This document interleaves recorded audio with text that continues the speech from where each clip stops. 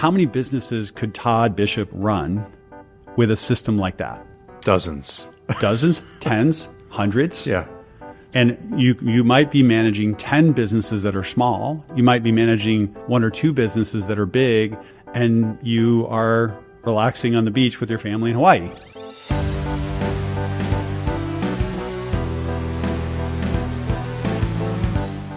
Welcome to GeekWire. I'm GeekWire co-founder Todd Bishop. T.A. McCann is a Seattle-based serial entrepreneur, investor, and managing director at Pioneer Square Labs, or PSL, which is a startup studio and venture capital firm. He has a history of building and selling technology companies, and he's now focused on the next generation of AI, particularly AI agents. His perspective is shaped by his hands-on experience as a founder, his current role as an investor and builder at PSL, and his philosophy of personal productivity, and also really a sense of health and wellness and the integration of technology into that. TA, it's great to have you on the show. Nice to see you again, Todd. Absolutely. And so I've got all sorts of questions for you about AI agents and where things are headed, where you see productivity and personal assistance going. But I have to start with what you're wearing on your shirt. Tell me what you're wearing on your shirt. So this is a product called Limitless. It is a little clip-on recorder, and I wear it all day long now, and it records effectively everything I say, transcribes that, uploads it to the cloud, and then allows me to either take action on certain things or remember what I said. I've been a person that's taken lots of notes over time, and I still do a fair amount of like drawing and notes, but now I know I can focus more on the other person I'm talking to, knowing that whatever I need to hear is going to be with me. I've used it a lot in presentations as well. So if I go back, effectively my own transcript of me doing a presentation or a talk or something like that, so I can see that as well. So this is a product called Limitless from some friends of mine. So it's basically just a little circle that clips onto your, right in there into the buttons of your shirt. I'd say it's just a little bit larger than the quarter. Yep, about the same size. Yeah. It basically looks like 2 magnets. Have you yet, and I know you're just getting started using this, have you yet run into situations where people went, whoa, not me, I'm not going to be in your personal data stream, and please stop recording? Have you run into privacy issues yet? I'm sure that I will, but I think we all remember the early days of the pandemic when we moved on to Zoom. Yeah. And then it really was the emergence of recording those calls. And in the early days, probably a lot of us remember, like everyone's like, is this calls being recorded? And now it's just become common. In fact, I was on a call yesterday with 3 people and there were 7 recorders on the call. So we all had different versions. I usually have 3 now that are recording or transcribing or both, but for slightly different reasons. And every now and again, you'll get something where someone will say, for example, a board meeting, like, oh, let's not record that, or let's turn off the recorders. Every now and again, I'll get that. I'm sure this will happen. It has not happened yet. Yeah. Well, in the intro I read of you, I kind of gave short shrift to a lot of what you've done. I mean, you founded the social customer relationship management software Gist. That was acquired by BlackBerry. You later co-founded Synosis, which was a mobile diagnostics company that was acquired by Google. And so you've had tons and tons of experience. And speaking of which, you also were in the America's Cup. That's true. Yeah. So anything else, big picture highlights that I might have missed in your bio when I was reading that sort of truncated version at the beginning? I think in my technology professional experience, I also benefited a lot by working at Microsoft. So I did my first company in 95, really as the internet was happening. My second company in 98, that company failed, ran out of money during the dot-com crash. But then I ended up at Microsoft, and I really learned a tremendous amount about enterprise software, about global software, about communication. And I give a lot of credit to them really educating me about how to do that. And then I left to start working with Paul Allen, Steve Arnold at Polaris and Vulcan. I actually did a startup studio before PSL. That was Vulcan Labs, and just came from Vulcan Labs. I fell in love with that idea. We spun that idea out of Vulcan Labs, and that's where I met Brad Feld and funded that, one of the co-founders of Techstars. And so I think there's the big company, small company, big company, small company type of mode, and I think those are both important in my career. One of the interesting things about PSL, Pioneer Square Labs, is that it is very much a startup studio connected to a venture capital firm where you and your colleagues are really not just funding companies, you are creating companies. So in that process, lately, you in particular have been involved, as I understand it, from our conversations, heavily in AI agents, and this is a big area of focus for you. What attracts you to the whole world of AI agents, and why is this an intriguing area for technology and for investment? Yeah, so just one step back on PSL, right? So as you mentioned, we have a startup studio, which people could think of as an incubator. We have been doing that for about 10 years. Over those 10 years, we've tested north of 500 ideas. We just spun out our 41st company. So we've gotten actually quite good at identifying, starting to work on an idea and killing them for any number of reasons. So I think that's one point here. Two is, as you said, the $100 million venture fund. We invest in the companies we start, but we also invest early stage here in the Pacific Northwest. So we are geographically focused, which basically means Oregon, Washington, Vancouver. So we're both seeing entrepreneurs bring us ideas, but we're also creating those ideas and creating a lot of process from those particular ideas. Also about my partners. So myself, you gave my background, Greg Gottesman, one of my partners, founder of Madrona, founder of Rover, very experienced both founder and investor. My next partner, Jeff Entris, the most active angel investor in Seattle, invested almost 300 companies. He's also seen a lot. So we have that. And my last partner, Vivek, he comes and recently moved up from the Bay Area, infrastructure investor. All of us have been founders. We've all worked at that stage. And we have this nice blend of operator and investors. I give you that context because it's certainly for me, Greg and Jeff, we've all been building companies through, I would say, every major technology wave.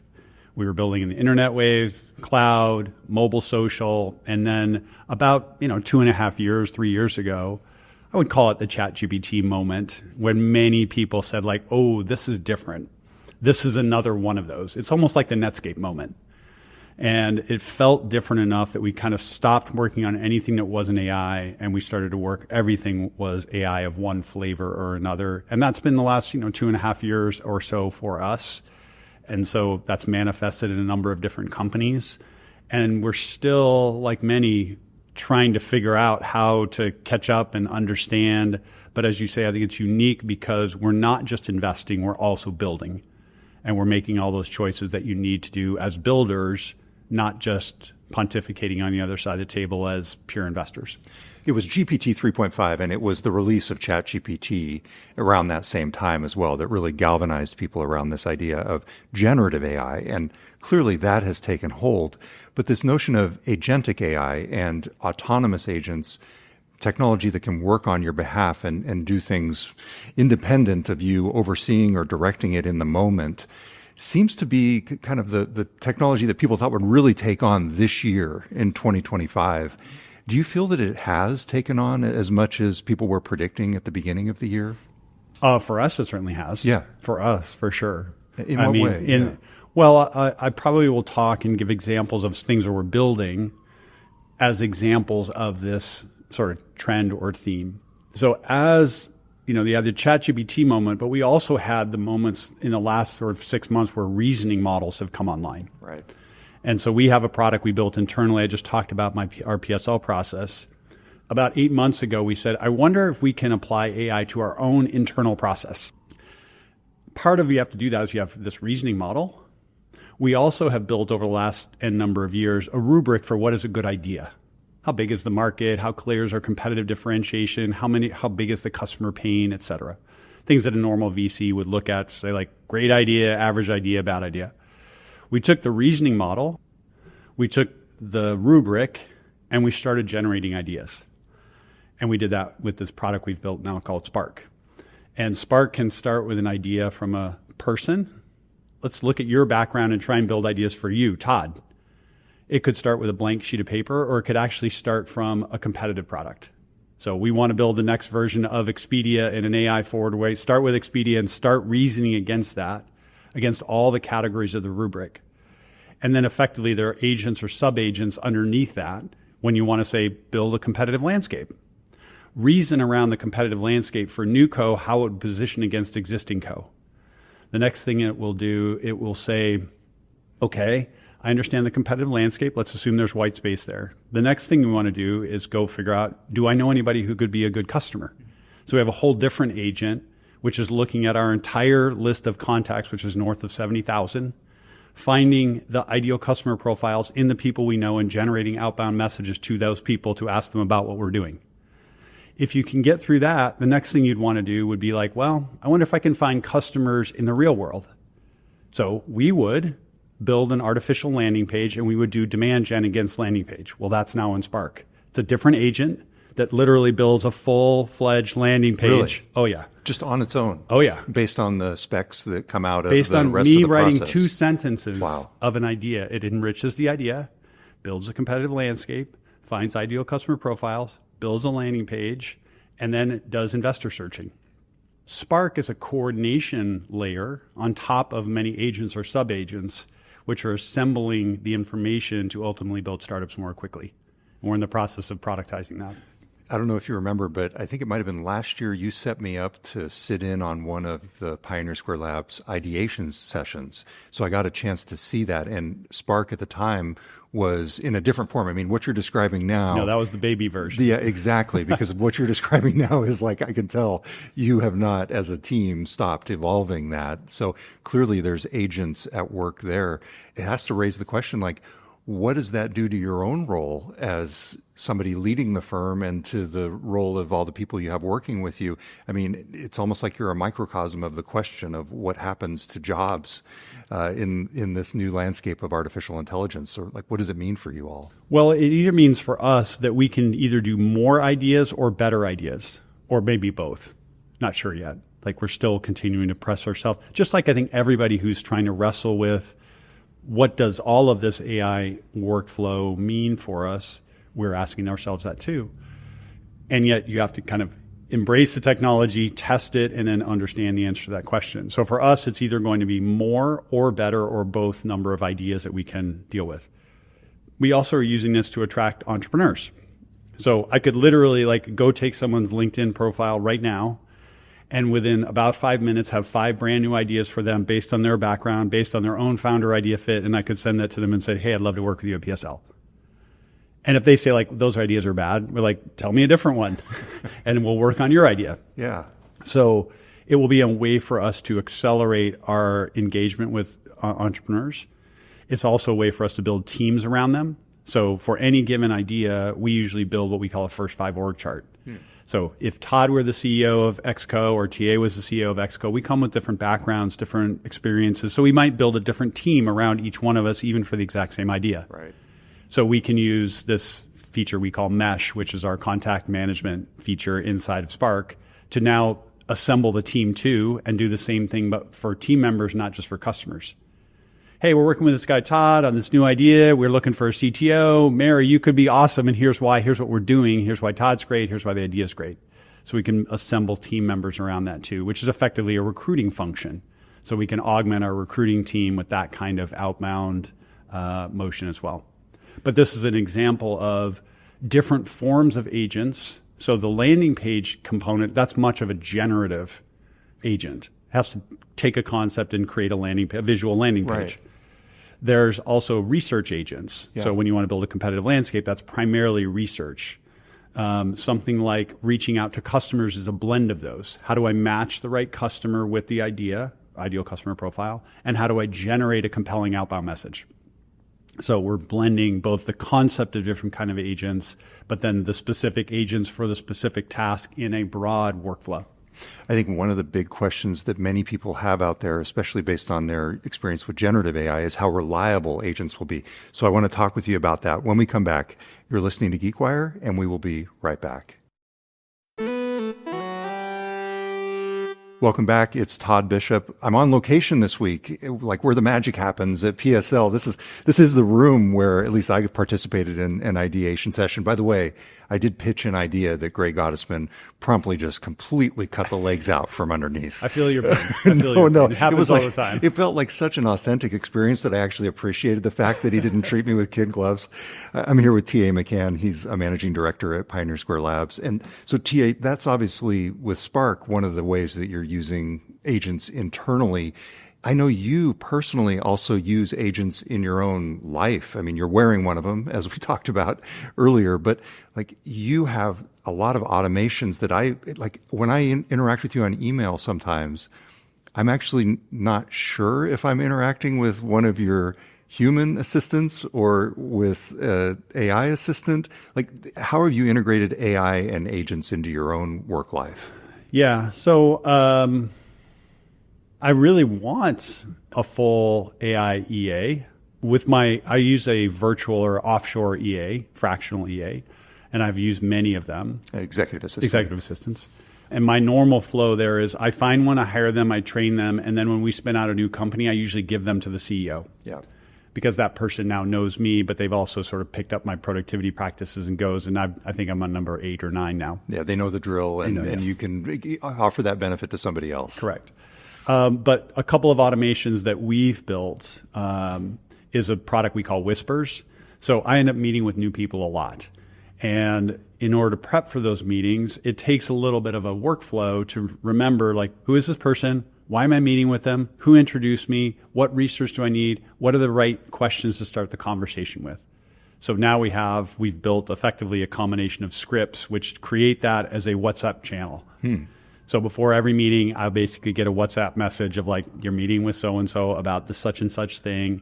And that's been really powerful. And now because I have that as a channel in WhatsApp, I can scroll back to like, who was that person I met with 2 days ago about that thing? So that's a small automation that I use, at least, that we built kind of myself and my EA together.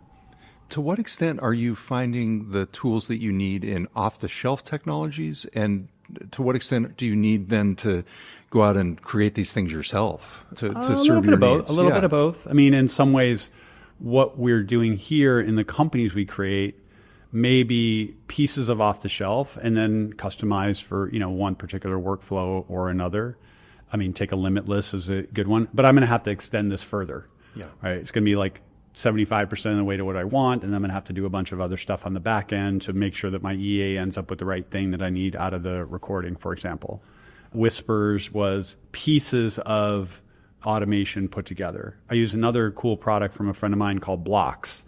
And Blocks is a call recorder and transcriber specifically for VCs. So it records all the calls, yes, transcribes them all, sure, but now I can aggregate a bunch of different calls into one project that helps me make a better investment decision. Oh, interesting. So now I use Blocks as one of my recorders. I use Limitless as another one of my recorders. We use Read.ai, where we're investors, as another one of my recorders. Each one has a little bit of different use case for me, some highly specialized in one particular workflow, some more generic. Now, I know you are very focused on wellness. In fact, you've had a podcast based on this, and I always forget the number. What is it? How to live to 200. 200. It's so outlandish that it's so. Yes. So I'm curious, do you find, especially when you think of mindfulness and the ability to focus on things, are you able through these technologies to find yourself more, or are you just doing more and more scattered? Like, how do you come to terms with this technology in your own quest for wellness? Yeah. I was an athlete in college. I went to college on a swimming scholarship. Then I did the professional sailing, as you mentioned. I've always been structured and regimented. I blend work and life together, integrate, as Brad Feld would say. I like and I feel more satisfied when I am structured and doing a lot of things. So I would say that these tools and my approaches to these tools has made me more integrated, more productive, and I can do more in a shorter amount of time. I mean, even tools like Notion, great tool. Notion AI, very powerful. So now, because I work on many different projects at PSL, I have to basically context switch here into like Project A. These are the people on Project A. This is what's gone on with Project A. These are the issues with Project A. And then I move to Project B and Project C and Project D and Project E. So the ability to context switch on people, on projects is really augmented by structure and content and the augmentation now of AI tools on top of that data, a la Notion and Notion AI. It seems like one of the objections that people have, just as a knee-jerk reaction to the idea of autonomous AI, agentic AI, is based on the experience that they've had with generative AI, when a chatbot gives them an answer that they know is wrong or doesn't feel right.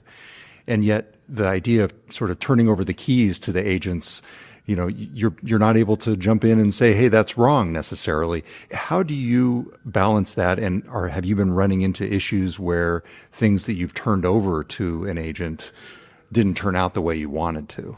Well, when we build our products here and in this category, there's a spectrum of human in the loop. So when you think that the result needs to be of particularly high quality or risk, let's say we're making a medical diagnosis, you would be unlikely to turn that over fully to an AI to make that diagnosis. Say it's high risk and you want high amount of, in fact, you might want multiple humans in the loop for that particular high value or high risk decision. Which of the meeting times is going to be best for me? Low risk decision. Right. So we do a lot of human in the loop. I think a lot of the generative AI and the agents can be much better at effectively presenting with choices. Like you're trying to book a hotel for Europe, like right now you're going to go and do your own searching with whatever content you want and ultimately make a decision. But an agent could basically say, I know what your preferences are. I know what your dates are. I know that you like this type or that type. Here are the best combinations of what you might like. So human in the loop is one. Two is this heavy use of rubrics and reinforced rubrics. So a rubric might be what is important for you in the hotel room versus might be what's for me. And, I'm traveling by myself or I'm traveling with my family. Okay, these would be rubrics that would drive the search experience, which ultimately still would say what I recommend is hotel room A over B and C. And at some point in time, because the risk will be low, it can become more autonomous. In that case, if you were booking a $2 hotel room, you'd say, actually just book all three of them and I don't care which one I care. I don't know which one I cancel. If it's a $200 hotel room, you're like, I think I'd like to make a choice. So higher risk decision needs more human in the loop or in fact, maybe more context. So rubrics, reasoning, decision-making, and human in the loop, I think, are all things we see in many of our products. So, for example, when you launch a landing page that's generated by an agent, I'm sure you look at that landing page before you hit publish, or maybe not. Well, yes, mostly. But so let's say that we were wrong, whatever wrong might mean. Now, it's not going to misspell the words. We've already solved that problem. Right. Now you could say, why don't we just generate 5 of them and we'll see which one works best? Okay. And what's the downside if we generated one that was incorrect? What's the downside if we generated one with a spelling mistake? What's the downside if all we're really doing is trying to test whether people want to sign up and give us their email address? So it's a low risk decision. Planes are not going to crash. No one's going to die, no cancer diagnosis, no whatever. Yes. So it's a low risk decision. So we may have high velocity, low risk, which might just say, hey agent, hey landing page agent thing, go get me customers. Go optimize yourself to get customers. And in that case, you're still at sort of low risk decision making. And so you may let it be more autonomous. Or you may say, hey, this is a high-risk decision. This is the one time I'm going to launch this landing page. It's the one time I'm going to launch this company. Maybe we should look at that a few more times and make sure that our collective agents have looked at it in the right way. We're also starting to have adversarial agents. So you could basically have the landing page launcher thing, and you could have a bunch of personas which would go look at that and critique it. Nice. So adversarial agentic workflows are happening a lot now too. So this is happening a lot in software development, right? Go write me this product requirements document and then go look at it as if you're a product manager and tell me all the things I forgot. Right. So these are adversarial agents which effectively improve the output, and you can now put the best brain in both sides of that and they can improve each other. Right. And it's sort of the opposite of kind of the ingratiating chatbots that you might get off the shelf because, it's trial by fire. And that's what you want if you're going to be launching a product of your own. Yeah. And there may be certain things where the result of what you're asking for is in fact its own reinforcement. So by doing that, launching that landing page as an example, then you get the reinforcement of signing up or not. I'll use one other example of this company we have called Enzo. Enzo is a co-pilot to design hardware. If you want to design a medium-sized complex hardware piece, you can use Enzo to do that whole workflow. Describe the product. It'll do concept imaging. It'll do product requirements document. It will actually build a bill of materials, and it can actually send requests for quotes from service providers. Hey, I want a 3D printed version of this XYZ thing. Now, if you send that out, the questions that are going to come back from presumably humans on the other end are going to inform the product. Or they're going to be like, this seems dumb, whatever you wrote here. So that's going to inform the Enzo side of the equation. Very soon, we are going to end up seeing an agent-to-agent conversation there. So the Enzo side will make a request to somebody who could make this part. The parts agent will say that I need 3 or 4 more specifications. That will be answered by Enzo, and the conversation between their agent and our agent will ultimately get to a quote of how much is going to cost for which particular part at which particular time. Okay, this starts to get to something that you actually told me over lunch a couple months ago that has stuck with me, and almost, in some ways, it's kind of haunted me in some ways. So how's that for a teaser? We're going to talk about that when we come back. You're listening to GeekWire, and we will be right back. Welcome back. It's Todd Bishop. I'm on location here at Pioneer Square Labs in Seattle. You can probably hear all the wonderful ambient noise of this great historic Seattle neighborhood behind us as we record. I'm with T.A. McCann. He is a managing director at Pioneer Square Labs. So T.A., the thing you told me over lunch was, and correct me if I'm wrong on this, but you said product is no longer a moat. Distribution and data are. Do I have that right? Yep. What did you mean by that? It may be too extreme, but close. Yeah. Yes. Okay. That was in my notes that I was going back over in preparation for this. So qualify that a bit. What did you mean by that? And how do you see that playing out in some of the startups you're working with? Well, so first, it should, for most minimum viable products, it is getting easier and faster for us to build them to a certain level where even some of these assisted vibe coding kind of products, and they're getting better very rapidly too. So the developers are getting better, the tooling is getting better, therefore the time from idea to alpha product decreases, or the amount of features you can build in that product increase. It's almost like the commoditization of product development in some ways. Especially if you're entering a space where there's already a known kind of flow. Let's just use the Expedia like we know how to book an airline ticket. We know how to book a hotel. So therefore, there's a known workflow already that you can build off of very quickly if you wanted to build a next generation AI forward travel agent thing. So then assume that that's true. You either have to be more creative on the product and you more differentiate on the product, but that's actually relatively easy for the guys down the street to copy. So differentiation can come in the form of distribution. How can I find customers more efficiently than the same guys with the same idea? Because it's harder for them to copy my distribution approach than it is for them to copy my product approach. And then the third might be data. And usually in these machine learning systems or AI systems, the more data you have, the more you can learn from that. The more you can learn from that, the more customers you have, the more data you have, the more you learn from that. And so that slowly but surely distances you from your direct competitors. And so distribution and data together, and more distribution gives you more data. Cursor's a great example. I mean, think about all of the users who are now coding all day long, and sometimes Cursor's right and sometimes it isn't, but that's reinforcement learning that's making Cursor better, and the people who win will be further and further ahead. So data and distribution, especially for certain types of use cases, becomes difficult for the same guys with the same idea who have great developers and great tools to copy. Cursor's a great example. IDE, this software development environment, that's kind of an offshoot of Visual Studio Code, if I understand correctly. And it's interesting because there, though, the product, I'm not a developer, but from talking with developers, I mean, they love the product. And so that is what got them the distribution, which got them the data. And so you've got this sort of traditional virtuous cycle that's happening there. And one of the things that sort of stuck with me, and the reason I said it haunted me a bit was, I just personally, at GeekWire, we're thinking a lot about the product. I mean, distribution and data are super important. Maybe distribution more in our equation is more important.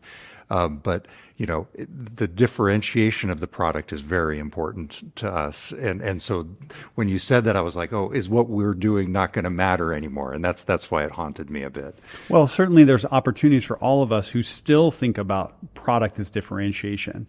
You could blend this a little bit. When you think about certain kinds of products, and not GeekWire per se, but software products. Yes.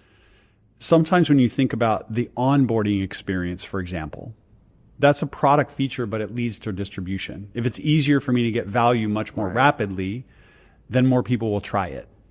If all of a sudden I put a paywall outside right up in front and said, well, you can't use it unless you pay me $100, then that's going to limit distribution.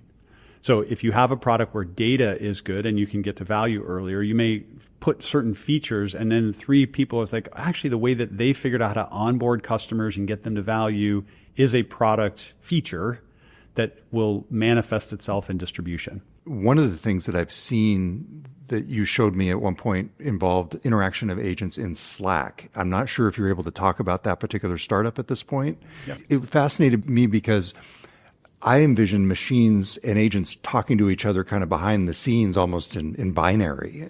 And what you showed me was they were actually doing it transparently, almost as if they were humans, by sending messages back and forth in Slack. Tell me about that. Yeah. Well, there's going to be a lot of different kind of user experience paradigms. We talked about, like, what's the best user paradigm to help you make a choice? Should that be a text message that says you can choose A, B, and C? Should that be a Slack message? Should that be an email message? Should that be a document? The answer is probably all the above, even though the underlying system of how do I book travel or how do I close this customer, or whatever might be the same. So new user experiences, especially where you need human in the loop, well, you need the human to know what's going on. You need to set the context for that.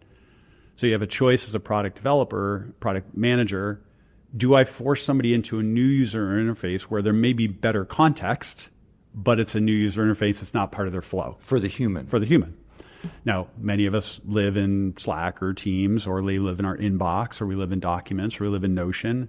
So most of our AI systems today will at least express themselves partially or fully in another application, a place where you already are, or a place where the application is optimized for a certain kind of interaction. Like decisioning and conversation is quite optimized in Slack. But if you're trying to give a bunch of comments on a document, not so much. Great for Google Docs. Right. So most of our systems now imagine themselves exposing themselves or gathering information from a different user interface.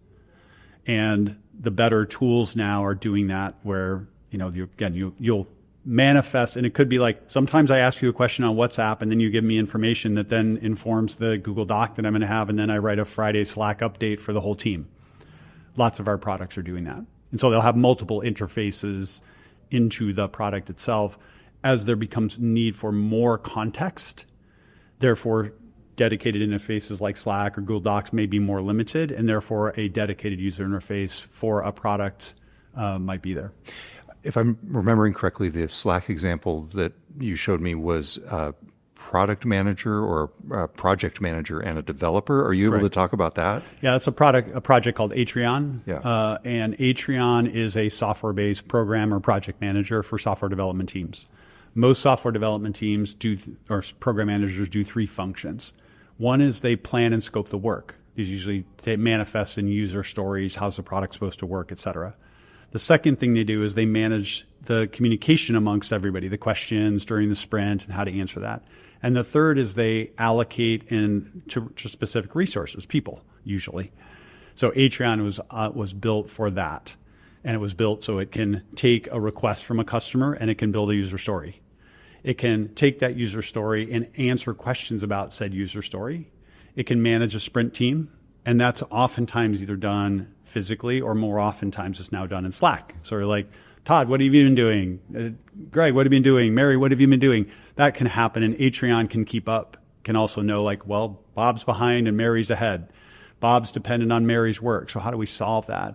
And then probably the most exciting part is when there are specific work items that are well-defined and relatively simple, it can give it to another agent to do that work. And in this example, it was a project manager giving an agentic developer an assignment to code, right. and then sort of evaluating. It can run 6 or effectively 6,000 in parallel. So it's effectively an infinite amount of developer capacity, as long as Atreon can specify the work well enough. The same goes for humans and human today at this rate, right? If I know your capability and I know your capacity, I will give you a certain amount of work. But effectively, if I have smaller and smaller work items that are very, very well defined, and it's easy for me to find the capacity, I can get more work done. So this is the future. This is part of the future of software development. It's taking individual humans like our developers or many out there and making them 10x more productive with products like Cursor, and there are many like that, but let's take Cursor. And then there are also augmenting software development teams with agents to work alongside them, like what I just described with Atreon. You start to think about the trajectory of these things. I mean, it has been only, less than 3 years, I think, since that ChatGPT moment. And suddenly here we are talking about this kind of futuristic scenario. Like, where are we headed? Like, what's the world going to look like in 2 to 3 years if you project out some of the things that you're talking about here? Yeah, I tend to not, given how fast things have been going, like 3 years feels like a long time. Like you just look backwards on what we were 3 years ago to where we are today. It's crazy. But here are a few, general trajectories. So I think this sort of managing of many specialized agents for all of us, whether on our personal or professional work, is going to be very likely. If I could tell you all the things I wanted to do next week, and a set of agents could do some of them for me, or at least position the choices I might need to make for me at the appropriate time that I need to make them.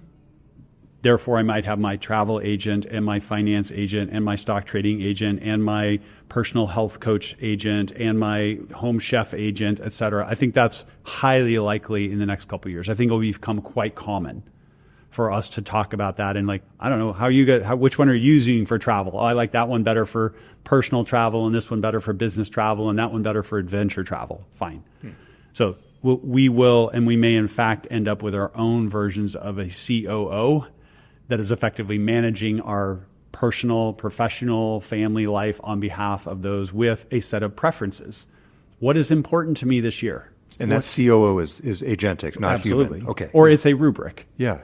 And it could generate that, like, well, what's important to you for the next quarter? What do you really want to get done? How could I help you do that? Yeah.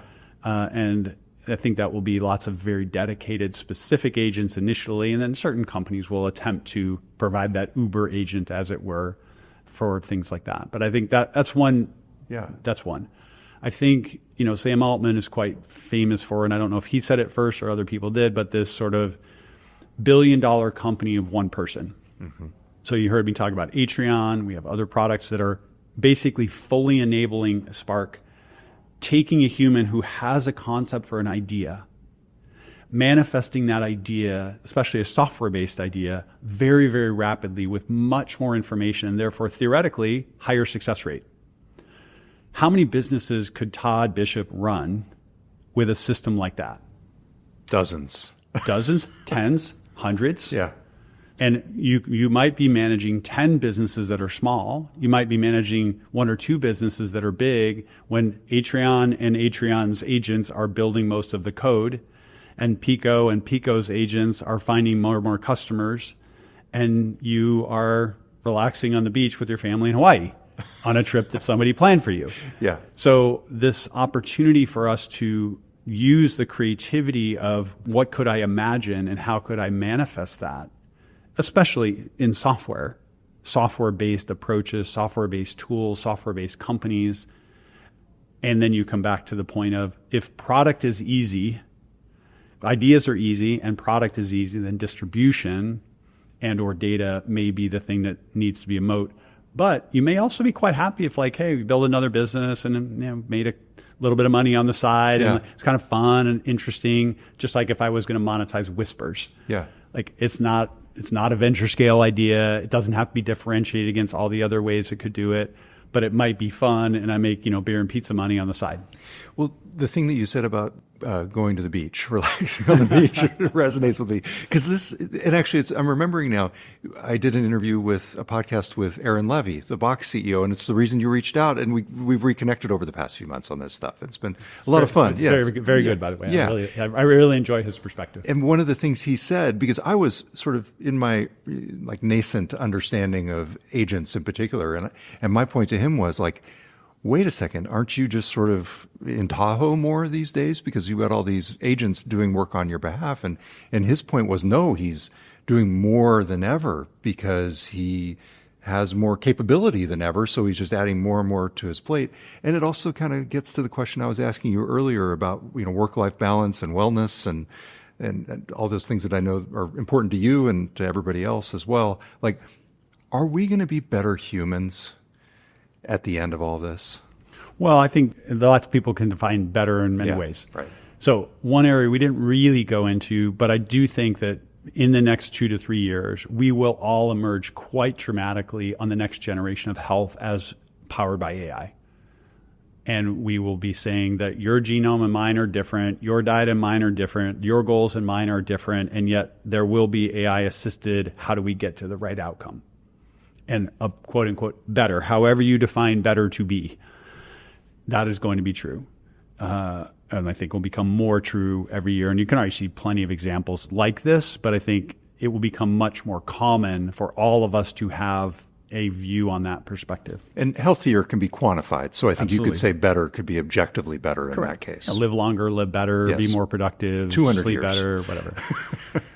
I think the part that can be conflated here is for all of us who are in a business context, and maybe to build on what Aaron was saying, is that we think from a business context that we are at a transformational time. That I don't know whether this will be still true 3 years in the future, but right now there is so much financial business opportunity to figure this out that we are all working very, very hard to try and figure it out.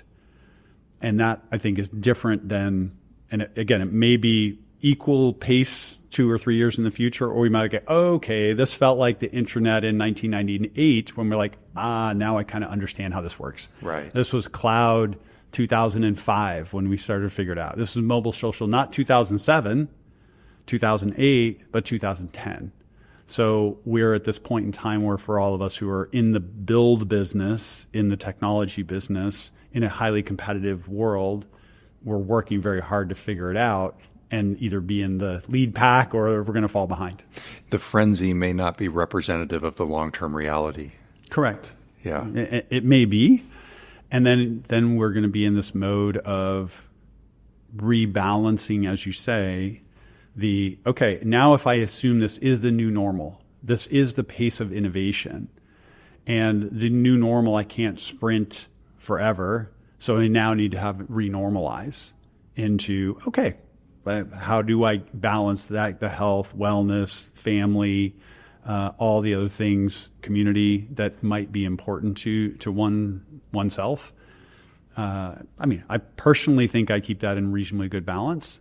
I personally know that we in the PSL team are working really hard at this moment for the points I just made, but still going for a long hike tomorrow. Nice. Yeah, it's like we're in AI's startup years in some ways. Yes, yeah. That's right. So as you think of all the things that are happening inside companies, accounting, operations, everything that happens inside a company, are there specific functional areas where you feel like you're really seeing opportunity to push the envelope on AI agents? Yeah, we have 2 companies that are good examples of agents, actually 3 now, just made an investment, that are in the go-to-market category. And I'll just talk about these as examples of agents. So the first one is called Blue Pill. And Blue Pill is an investment we just made. And this is a set of AI personas that can give information to a consumer brand. So instead of bringing together a bunch of humans to ask questions about your next product release, you can ask a bunch of AI personas the same questions. Small company based up on Capitol Hill. So that's a agentic and generative kind of product. The second is called Gumshoe. So for people who are paying attention, the amount of traffic that is happening on AI-based search like ChatGPT or Perplexity or even the AI search products and other like Meta is increasing dramatically. And the traffic on Google is decreasing dramatically. So if you're a company and you're looking for that search traffic, you have not figured out how to optimize yourself for those. So Gumshoe is a product that can both answer how could you optimize for that, but also for many, many different kinds of personas. So for the same product, there may be very different search queries or questions that people are asking on ChatGPT for the exact same thing. Younger people, older people, people from Norway versus somewhere else. So this is called Gumshoe. And the last one is called Pico. And for most people who have sales-led organizations, they do some function of acquire leads somehow. It could come from their website. They could buy them some way. They research them. Based on the answers to the research questions, they prioritize them or lead score them. Based on that, they would send customized outbound messages. From that, some people would schedule the calls. From that, they would record the calls and transcribe the calls. And from that, they would update their CRM. And from that, they would write a weekly sales report. Right. These are each different functional agents that can be coordinated by Pico. So one specific area, like write a weekly sales report based on my CRM data, could be just one function. But the best performing companies are effectively using an agent in every one of those functions and then an Uber agent to coordinate the whole thing, to ultimately find and gather customers more efficiently, better, in a more customized way. What's amazing about these companies also, building on my point previously of how small teams can be highly empowered, these are teams of 2, 3, 4 people. Oh, you're kidding. The whole company, 2, 3, 4 people, building the kind of sophisticated technology I just described. So they are in themselves more efficient, and in many cases, they're using their own products to make them more efficient. And to make their ultimate customers more efficient. Absolutely. So we've been talking a lot about the ideation side, the product side, but I mean, from the investment side, what does that change in terms of the profile? I mean, personnel is the biggest cost at many companies. Like, does that mean you're investing less? And how does that work? Well, we're investing the same. And what's happening is that most companies are just progressing more rapidly. Okay. So yes, that is true that they may theoretically be able to hire fewer people, but what they are choosing to do in most cases is hire fewer people, but better people, so to speak, or more expensive people, because the amount of people who actually know how to implement the tooling, whether it be a developer or a go-to-market person, that is a very small number. It's growing for sure, but it's a relatively small number. Those people are in high demand. So therefore, a well-funded startup may have to pay more for those kinds of people. They're also in high demand wherever they work today. So while it may be fewer people, it's oftentimes more expensive people and oftentimes more expensive geographies too. And I'm also realizing the flawed premise of my question because I assume that they're also spending more on compute. The compute, surprisingly enough, I was very worried about this for a lot of our products. So we track all of our products, usually monthly, but sometimes weekly, on our compute spend. The majority of them, it has continued to be much less expensive than we anticipated. Why is that?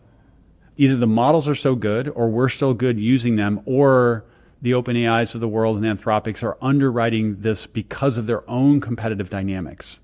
So when and if this will change, we don't know. However, there are plenty of backup strategies. The open source community is working very well. We've got lots of cool models running on desktop computers now. We have a whole company called Kamiwaza, which does this sort of work on running high volume, high value models on very inexpensive hardware. So don't know what will happen, whether the models will continue to get better and therefore perform more at relatively low cost, or there will be more opportunities to run similar or small language models or dedicated models on less expensive hardware, or both for a different sort of reason. So it's been very surprising to me. And again, I was very worried for a lot of our products, like, ooh, this is going to be expensive. For example, I gave you the Spark. How much do you think it costs us to create a brand new idea in Spark in compute cost? Oh, gosh. A couple $100? 50 cents. You're kidding. In compute costs. In compute. Wow, that's crazy. Okay. And we think it's going down. Wow. All right. Now, we may add more features, but it's not hundreds of dollars. This is cents. It's incredible. Thank you for all your time. And I realize I kind of asked a bunch of different questions and led you in different places. When you think about the future of AI and AI agents in particular, is there anything that we did not touch on that you think is particularly important for people who, maybe even people who aren't really immersed in the world of agents day to day, would want to know about? I don't know. It may feel like a little bit of advice, but try and build stuff for yourself. Like, play with the tooling. Don't be afraid. Play with the tools, build things to solve your own problems. As you try to build the things that are solving your own problems, either because you're creative and interested in it, you will discover other tools that should directly benefit you. Become early adopter customers of those products. Embrace the technology, play with it, and that will benefit you directly in a personal sense. It will likely benefit you on whatever job you may have or whatever personal pursuits you may have, because you're going to be able to do more of it in a more informed way and make better choices about that. And so I think really encouraging on the playing with it, embracing it, spend time with other people who are playing with it. We do a lot of demo days here. Join demo days, show up at those kind of places, do those demo days at your companies. We really encourage that a lot. Every Friday, lunchtime, whatever, demo days. What did I build last week? Using what tools for what reason, and what did I learn? Very cool. T.A. McCann, thank you very much for sitting down with me. Super fun. Go to GeekWire for more on this. Thanks for listening, everybody. Curt Milton edited this episode. I'm GeekWire co-founder Todd Bishop. We'll be back next week with a new episode of the GeekWire podcast.